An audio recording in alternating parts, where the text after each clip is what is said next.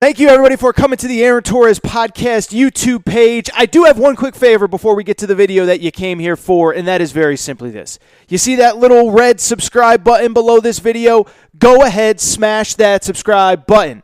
It really does help me. It really does help this channel grow and my audience grow. So go ahead and hit that red subscribe button. And now, here is the video that you came here for. Good to be back. Do want to wrap the show here, final segment of the show.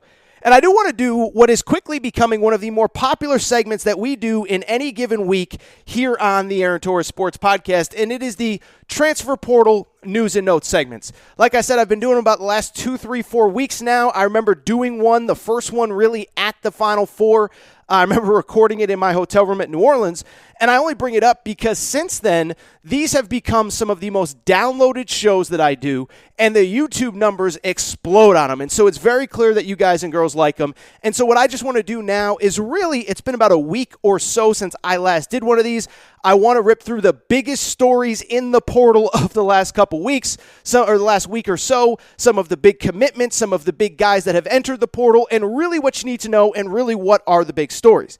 In terms of the stories themselves, I would argue that the single biggest story from the portal over the last week is at my alma mater, UConn, where one, they got a really, really good player out of the portal. We'll get to him in a minute. Two, they had a couple guys enter the portal. This after a couple guys entered the portal right after the season ended. And it led to just a great all-time commentary from Dan Hurley, the head coach at UConn.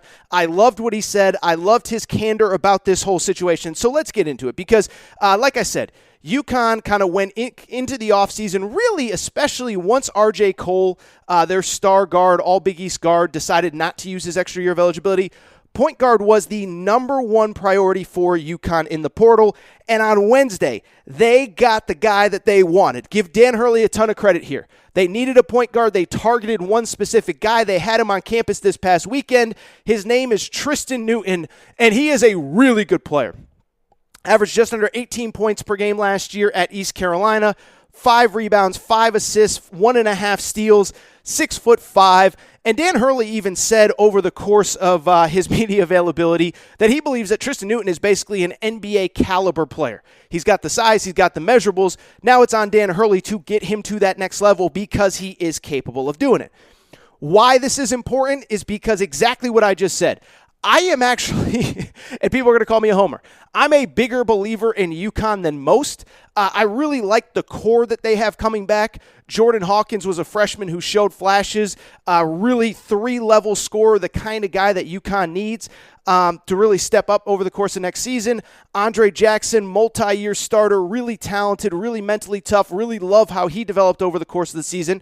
And then you have Adama Sanogo down low, big guy who was all Big East this year. Like some of the freshmen they brought in, Alex Caravan, who redshirted this year. Also, Donovan Clinlan, who is from Connecticut Player of the Year, 7-footer. I bring all this up to say I really liked UConn's roster, but the one thing they needed was a point guard. And so credit to Dan Hurley for getting his guy. And now I believe with it that UConn is, I believe, a top 20 team at worst going into next year. Villanova's kind of going through the process where they lose some guys. Providence loses some guys. Marquette lost a guy to the portal, which I thought was really important to who they are and what they're about. And so I look at the Big East, and I think Creighton is the clear number one next year. And then I think UConn and Villanova are right behind them in terms of 2 and 2A, I guess you would say. Xavier with Sean Miller is also coming on strong. With that said, though, it wasn't just that UConn picked up a big-time commitment, although that is part of it.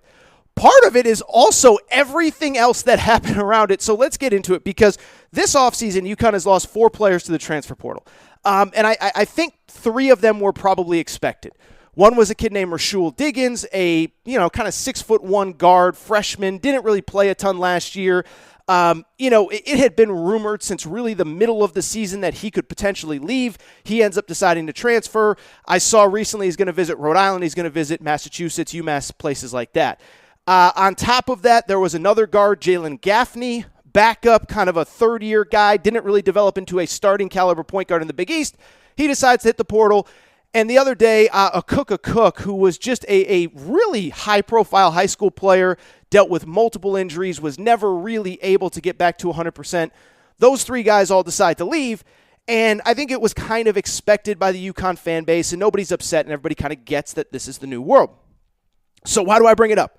It is because the fourth guy caught everybody off guard, and this is kind of one of the, while I hate to kind of go on an individual player, what I would also say is this is kind of one of the things that I love to do on this show, which is take you behind the scenes and let you know kind of what's happening within a program, what's happening within a fan base, etc.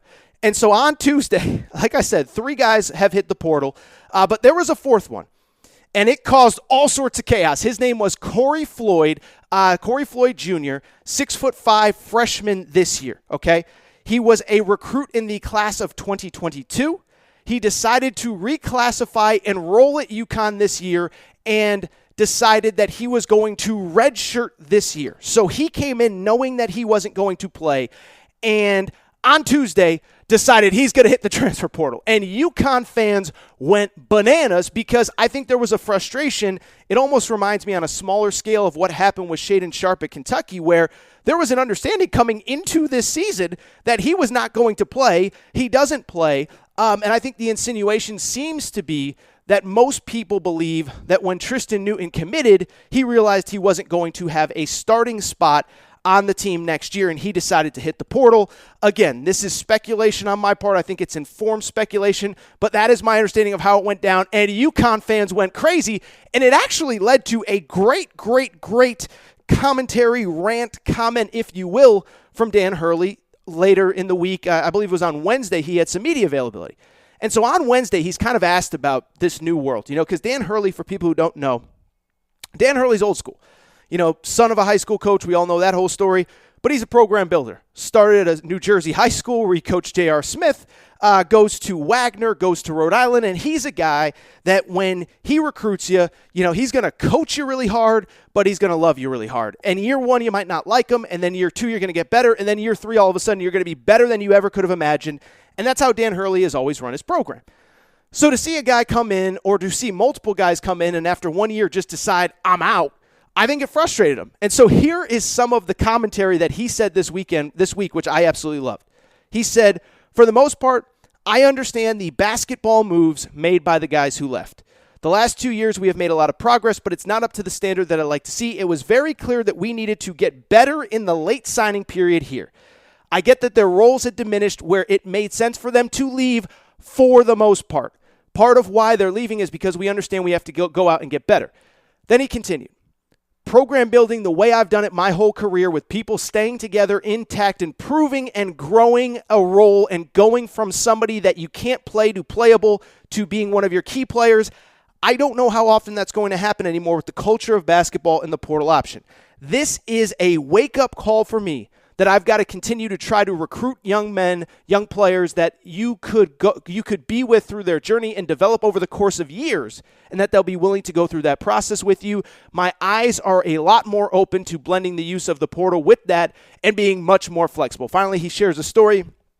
James Bouknight, who now plays for the Charlotte Hornets, I tell these kids the truth about themselves. Book will tell you that his nickname for me was, when I first started coaching Book, I became the Shade King, like I'm throwing shade on people. Once James grew up a little bit, he moved me to the Truth King.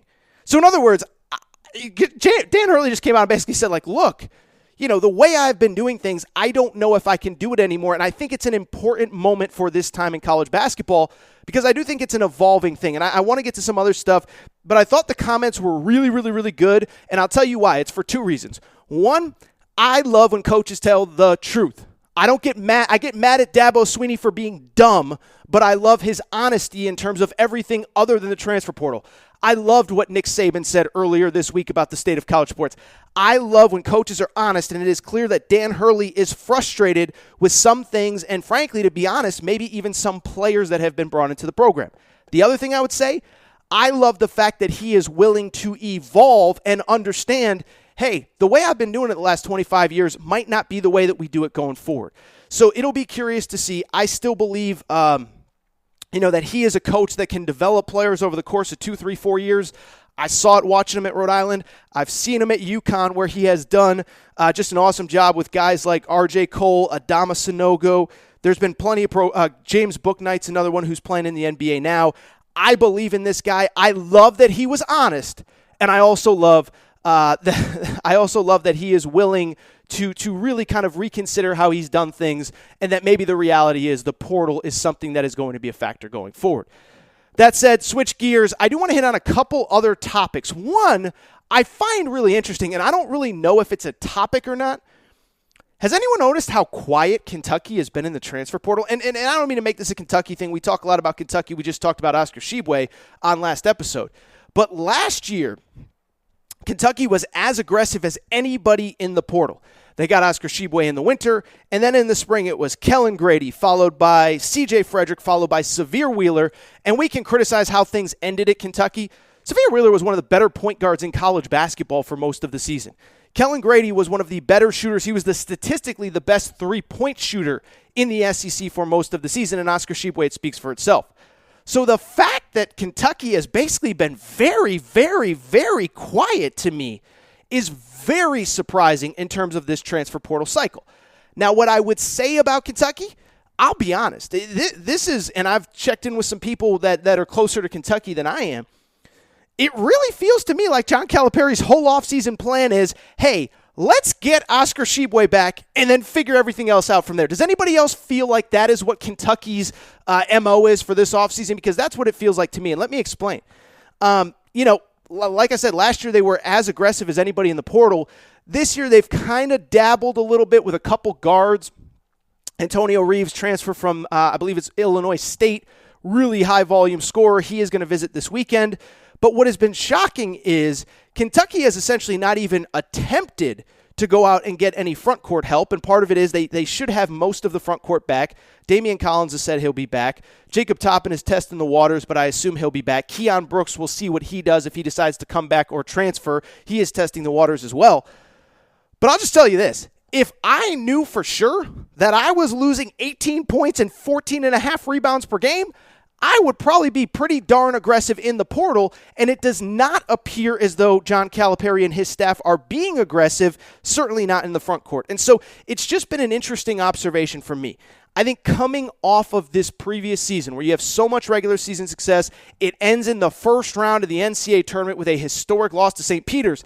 I think we all thought there's going to be major shakeup. No stone is going to be left unturned to make sure that this does not happen again.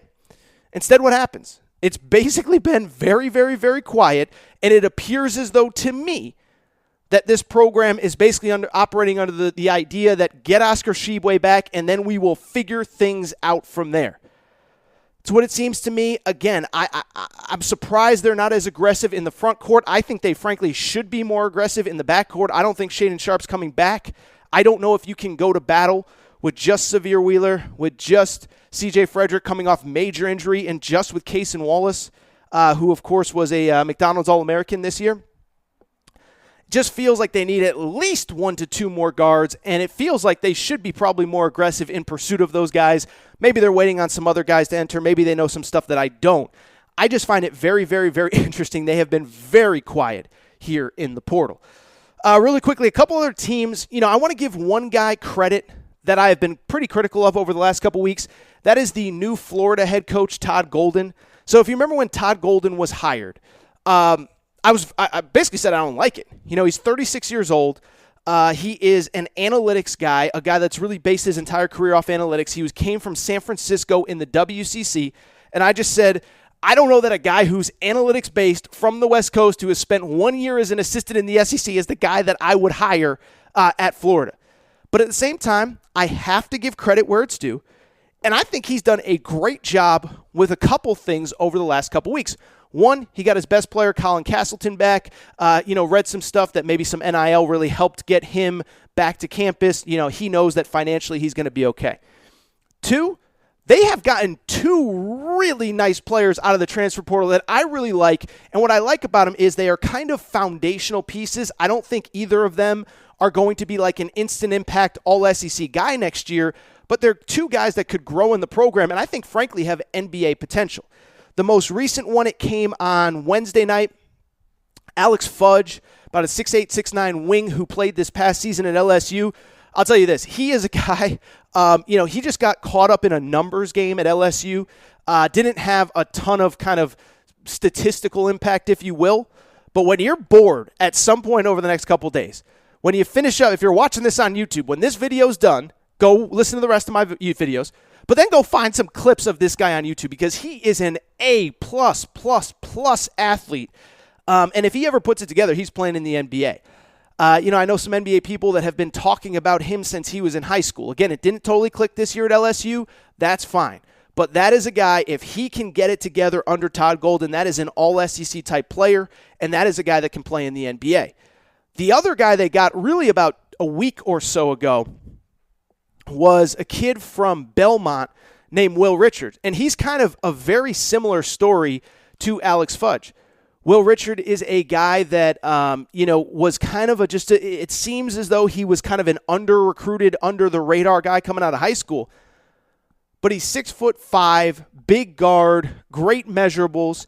And as a freshman this year at Belmont, averaged 12.6 rebounds and shot 33% from three. And so he's another one. Just watch some film. He's got the NBA size. He's got the NBA measurables. He's got the NBA this. He's got the NBA that.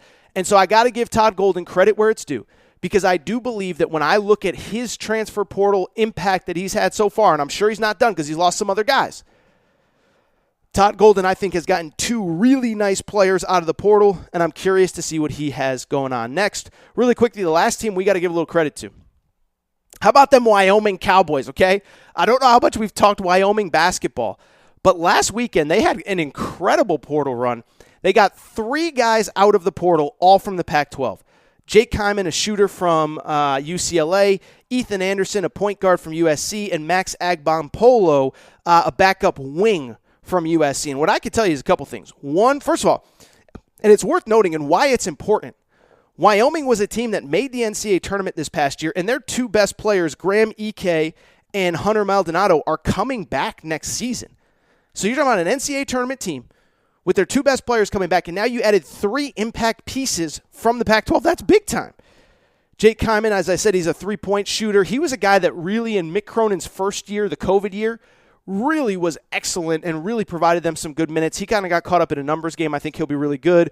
Max Agbompolo, another guy, NBA size, length, athleticism, never really put it together at USC, but has an opportunity there over at Wyoming. And Ethan Anderson was a starting point guard for a big stretch last year when USC made the Elite Eight. And so I got to give credit where it's due.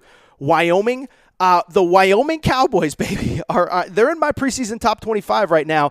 And I think if you're looking for those teams that are a little bit off the radar that you're going to want to watch next year, Wyoming is one of them. A couple other quick news and notes. First of all, in terms of commitments, big one out of UAB, actually. So Eric Gaines, talk about a lot of LSU guys. Alex Fudge, we just talked about a minute ago. Eric Gaines, really talented guard. I really, really like how he played. He was kind of a guy that got caught up in a backup role at LSU over the last 2 years. He just finished his sophomore year. First year was behind Javonte Smart. Last year was behind Xavier Pinson. But at LSU, in about 26 minutes of play, averaged 9 points, 3 rebounds, 3 assists. But here's the catch. When Xavier Pinson went out, Eric Gaines basically played at an all-SEC level. 16 points, 6 rebounds, 3 assists against Texas A&M. 14 points, 2 rebounds, 6 assists versus TCU, who, of course, was an NCAA tournament team. 14 points, 3 rebounds, 2 assists against Vanderbilt. 15 points, 4 rebounds, 2 assists against Florida. 14 points, 6 rebounds, 4 assists against Arkansas. When he was put into action, he was a really good player. So he ends up at UAB, and I'll tell you, good week for Conference USA.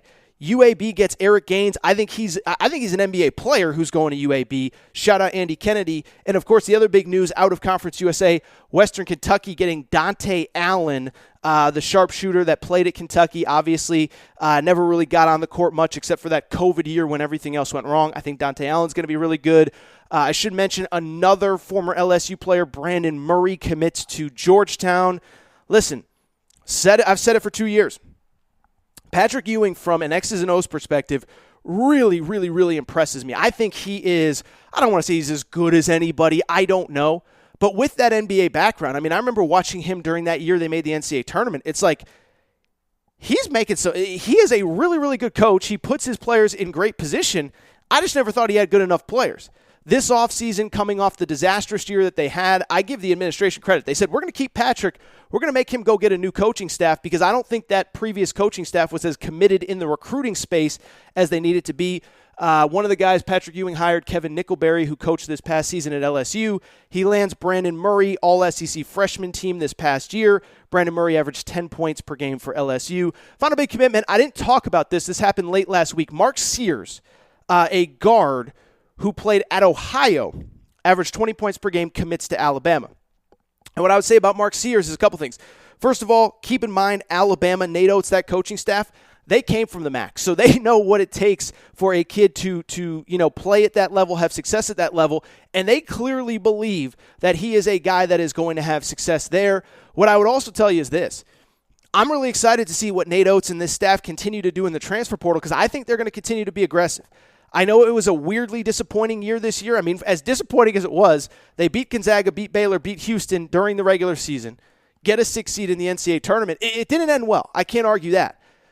But I think kids are smart enough to see the style of play, to see the guys that he is now putting in the NBA. Keep in mind, Herb Jones, Kyra Lewis, all these guys are instant impact, are guys that are having success in the NBA. Josh Primo was starting an NBA playoff game on Wednesday night for the San Antonio Spurs.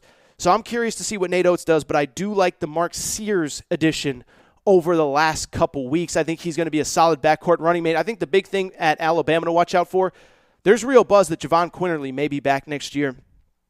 Javon Quinterly, of course, was their starting point guard, gets hurt during the NCAA tournament. During that game, Javon Quinterly basically says, he puts out a tweet after the game saying, I can't believe my college career ended like this. There's increased buzz that, hey, if you got to go through the rehab process, if you're not going to be 100%, come back here. We'll take care of you NIL-wise. We'll figure out a way to get you a little bit of money in your pocket. Come be the starting point guard. Also, Alabama, Namari Burnett, former McDonald's All-American transfer from Texas Tech, missed all of this past season. He'll be back next year as well. I actually like Alabama a lot. Some really good recruits coming in as well. Only real big name to enter the portal since I recorded on Wednesday, Antoine Davis. Antoine Davis is the son of Mike Davis. You guys and girls remember Mike Davis? Mike Davis was, of course, the guy. Mike Davis, of course, was the guy that coached Indiana for a while. He coached at UAB. He coached at Texas Southern. He coached the last couple of years at Detroit Mercy, and he brought his son Antoine Davis with him. Well, here is what Antoine Davis has done as a college basketball player over 4 years at Detroit Mercy. He averaged, as a freshman, 26 points per game.